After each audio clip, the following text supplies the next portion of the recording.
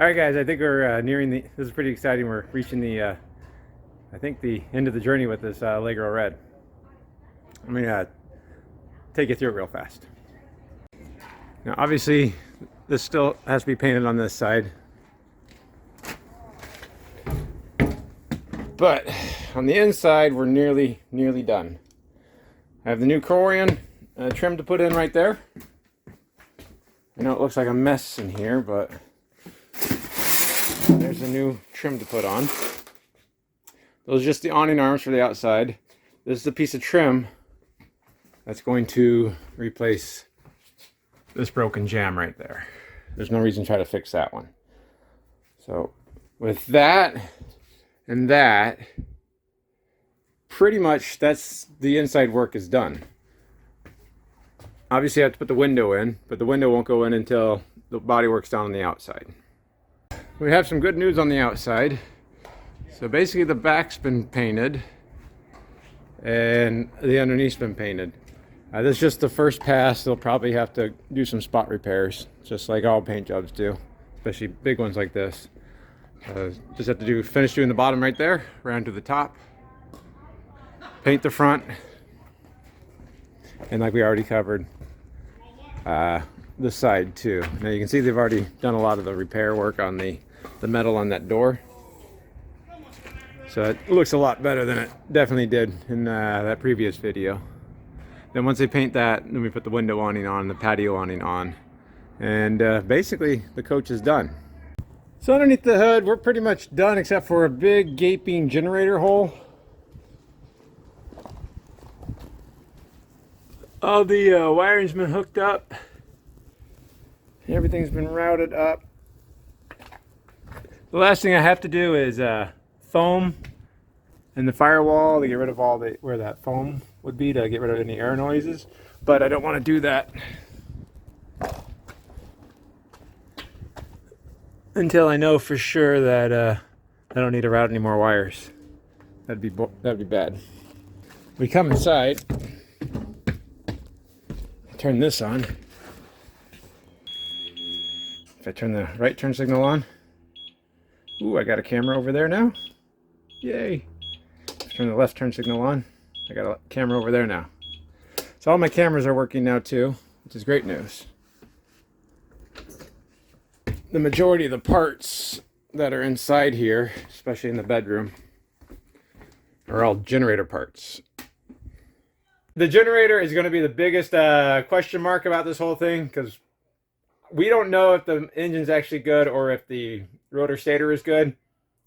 And new generator is pretty expensive, but the amount of parts that we had to put on this one is going to be pretty expensive too. So we're definitely rolling the dice to figure out if this one's worth saving. But I think it had like 4 hours on it. I don't remember. Not a lot of hours.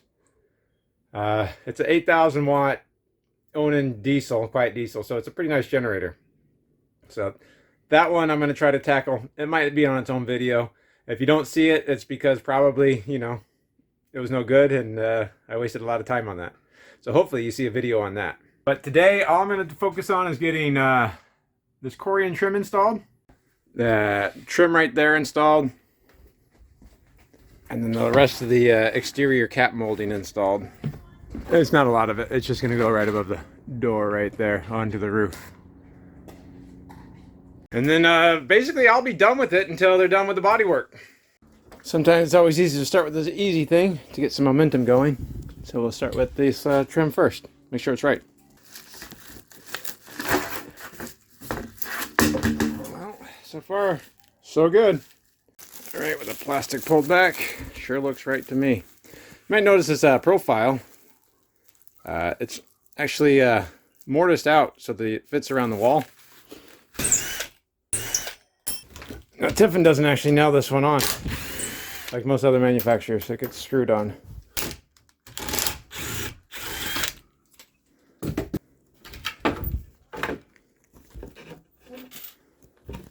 So I don't know if you guys can see right there. It's nice mortise behind right there. So it's going to wrap around the entire wall. So this wall, I don't know if you guys can see, it's not very strong. It's just got a screw down in there And hidden behind this molding is going to be basically an angle bracket, and it's just screwed through the tile. So there's really not a lot of strength to the wall. So having this wrap around, this piece of trim is more, it actually somewhat structural, because it's actually going to add a lot of strength to the wall. So let me just get this measured up and cut it. All I have to do is basically cut that to fit, put it on, drill some holes, and we're good. So now I'll just transfer the holes where the screws are going to go, but I won't do the actual strike plate until I go inside. Alright, so remember, that's the jam side, or the stop side where the door is going to hit against. That needs to go on the inside.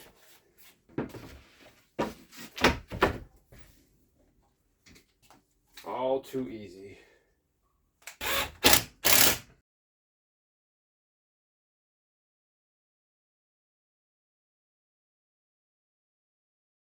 It's a lot stronger. That wall was pretty weak before, and now with just this piece of trim as an end cap, it's really strong. All I have to do is shut the door, put the strike plate on, drill out the hole, and this will be the last little bit. It goes right about.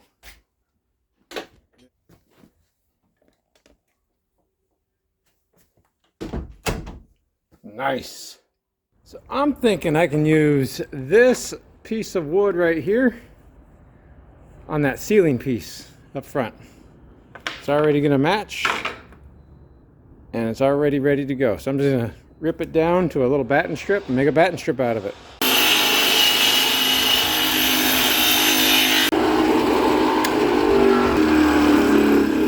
Alright, so I got a pretty nice profile there.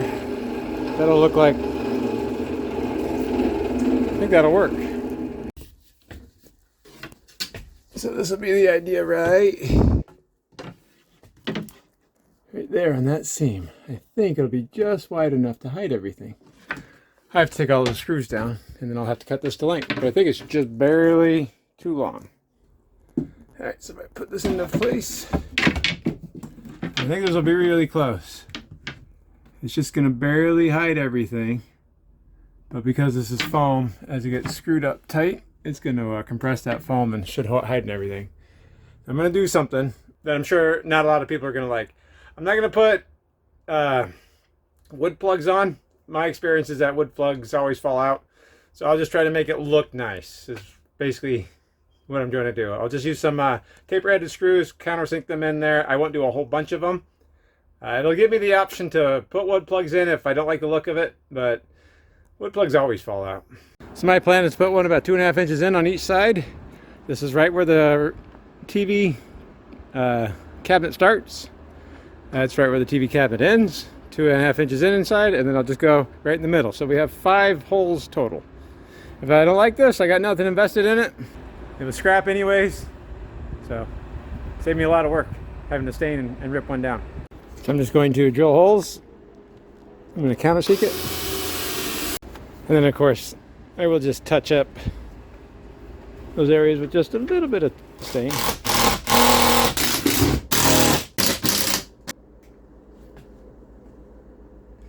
Of course, if you guys remember, at the very beginning,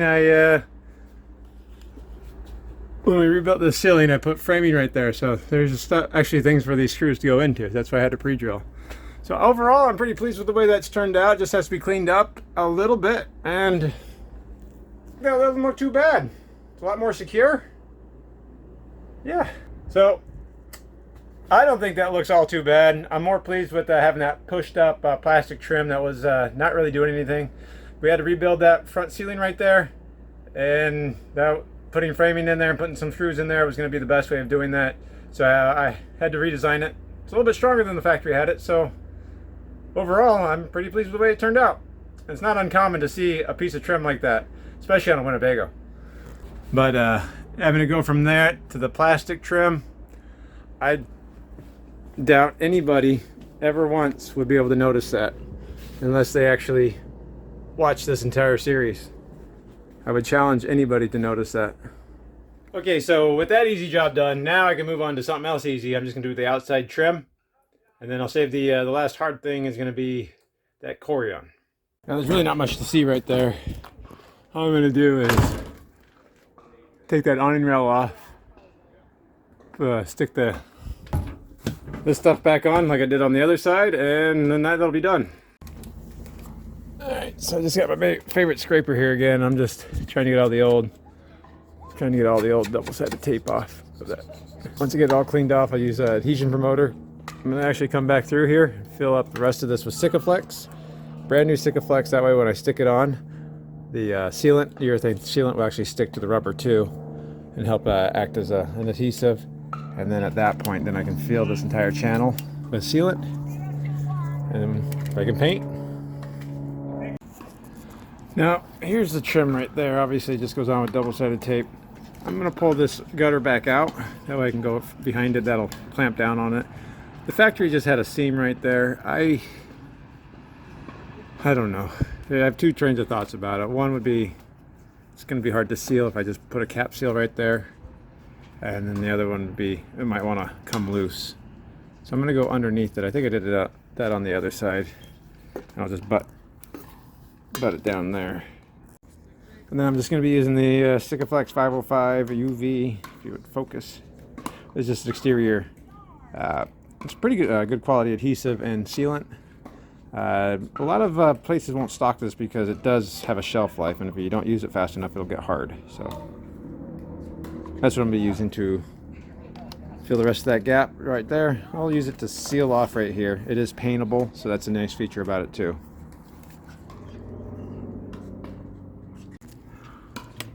And of course, all is getting painted still, so I have to be too careful with this. That's just some adhesion promoter.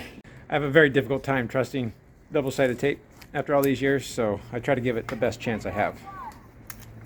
I have a nice bead of sealant on this gutter that we made. I don't know how many episodes back. That way that will go into there, then I'll cap it off a little bit more. But there's really not much to this. I'll probably still have to cut it to length. Sticking it down. Alright, and then I went ahead and I sealed behind right there too. Now hopefully when I put the screw in there, get a lot of oozing.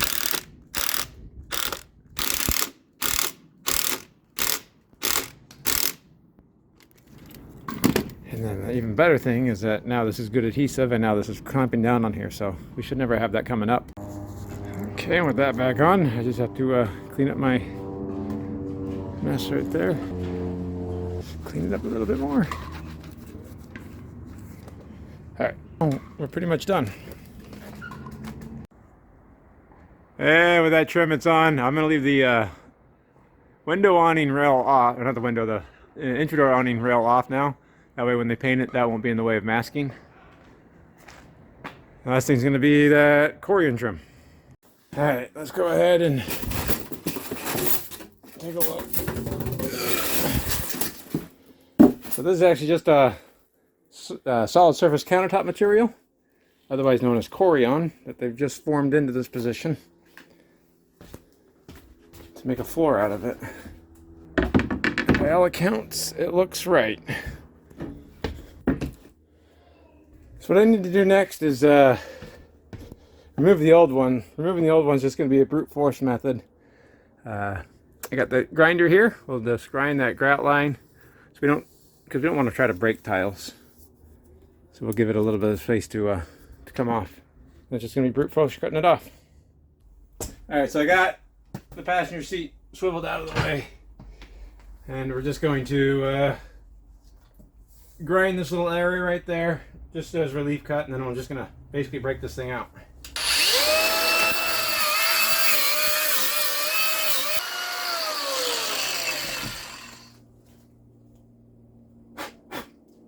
Alright, with that done, now I'm just going to hammer and break it off. Now this is solid surface, so if I had enough, if we would have had those pieces, we could have glued it all back together. But we didn't have enough of them, just part of them. We only cut the grout line off, so we're not putting any pressure against the tiles as we're beating it.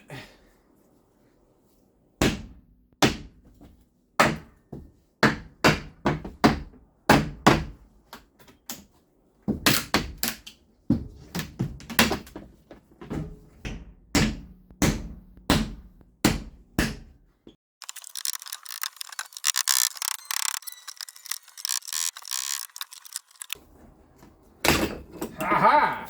So now all I have to do is just clean off all the old stuff, prep the surface, and cut the new one to fit. Alright, let me try to clean up a little bit.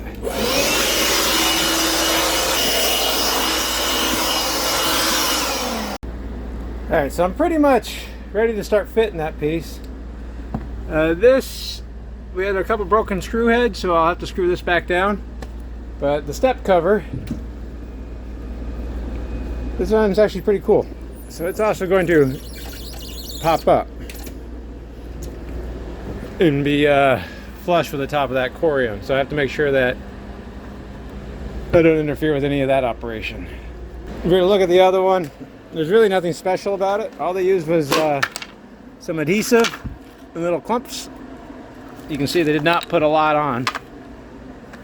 So it's not uncommon for these things to break. I don't know how many of these I've replaced in my life. The biggest difficulty is going to be getting it underneath the dash. It would have been nice if I could have done this before I had the dash in, but I wasn't gonna stop this entire process. So I might just have to trim the corner of it as I put it in. Let me get it all measured out, put into place, get those screws in, and get it done. All right, so I think I got that marked out to go around the door jamb right here. I'm just gonna use the same cut-off saw right there, cut-off blade. It cuts through corian pretty well. I'll do the same thing on the other side, and then we'll get it, make sure it fits.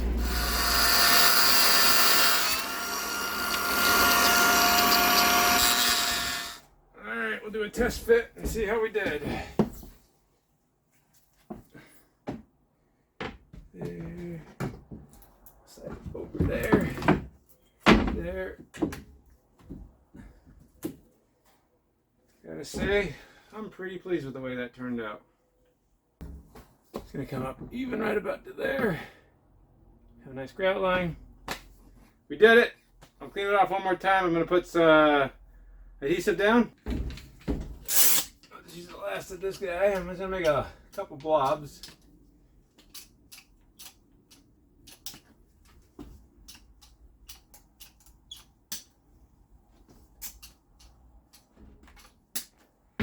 So what I want to do is make some pretty tall blobs because I want to be able to push this down level.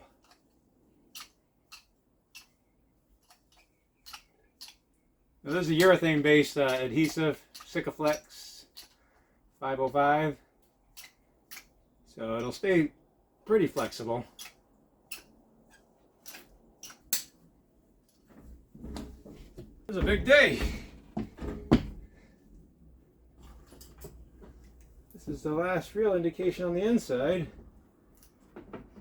of the issue.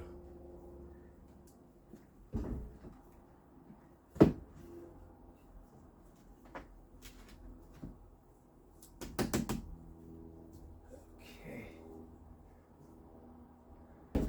Now I can just bring it up to level.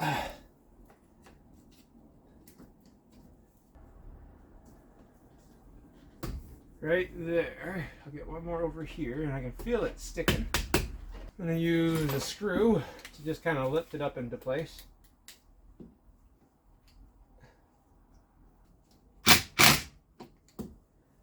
Okay.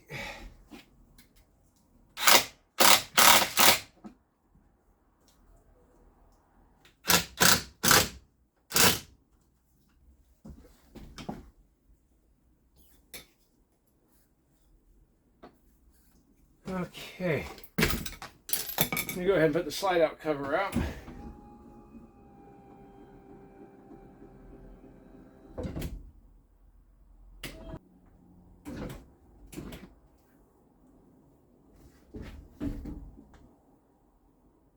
Okay, well, now we just wait, huh?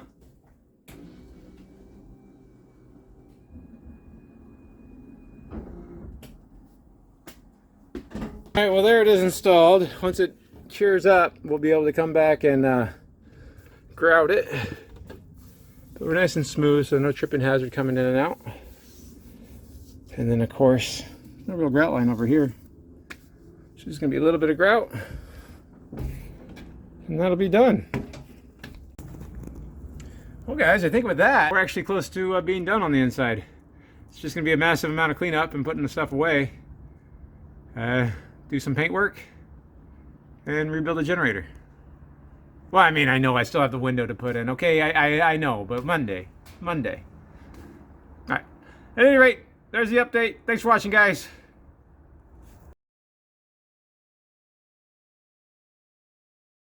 So my hope would be that the next video on this will hopefully be the last video of this. Its transformation from where it started has been mind-blowing to me, and I'm really pretty proud of it.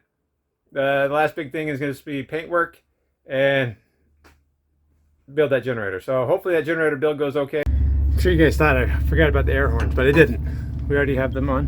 So that one's on underneath. And look how good our installation was. It even lines up with the holes that were there before. So that's going to be nice.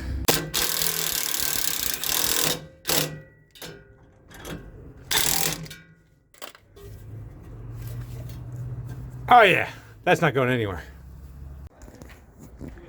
Alright guys, it's kind of exciting because I think we're nearing the end of this journey with this Allegro red. Let's take a look inside and I'll try to give you a rundown on it. Alright guys, I think we're nearing the, this is pretty exciting, we're reaching the, I think the